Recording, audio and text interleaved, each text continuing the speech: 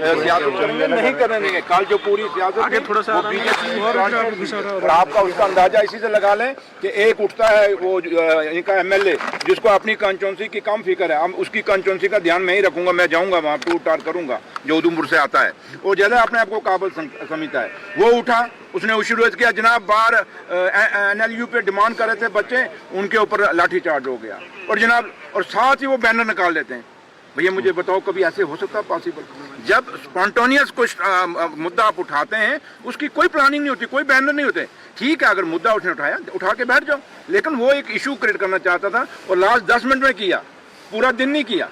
क्यों? सिर्फ वो एक खबर बनानी थी आप लोगों के सामने। अगर वो जम्मू के हमदर्द थे तो सुबह जब हाउस लगा था तभी उस मुद्दे को उठाते ना, क्यों नहीं उठाया? वो लास्ट 10 मिनट तक कहा, इसका 10 मिनट का कोई वैल्यू है नहीं। अब हाउस अर्जन भी हो जाएगा, कुछ भी हो जाएगा, कोई हमें, लेकिन हमारी खबर बन जाएगी, हम जम्मू के।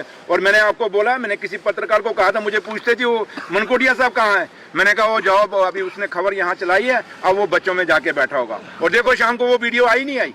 मैं इनका पेती हूँ यार, मैं जानी जान है ना था, मैं जानता है ना जड़े मैं 1.25 साल लाए ना अग्निवीर बन के मैं पहचानता हूँ इनकी नीयत और नीति दोनों है बीजेपी वालों को। ये सिर्फ खबर है। और अब देखो वही बात अंदर बोला, 10 मिनट के बाद वो बच्चों के बीच में पहुंचा होता। बताओ ये ड्रामा नहीं, ये नाटक नहीं। तभी मैं कहता हूँ इनका नार्को टस्कर और झूठे हैं। चलो जो जम्मू कश्मीर का पैसा तो राज्यसभा मेंबर था और मैं LOP साहब को सुन रहा था।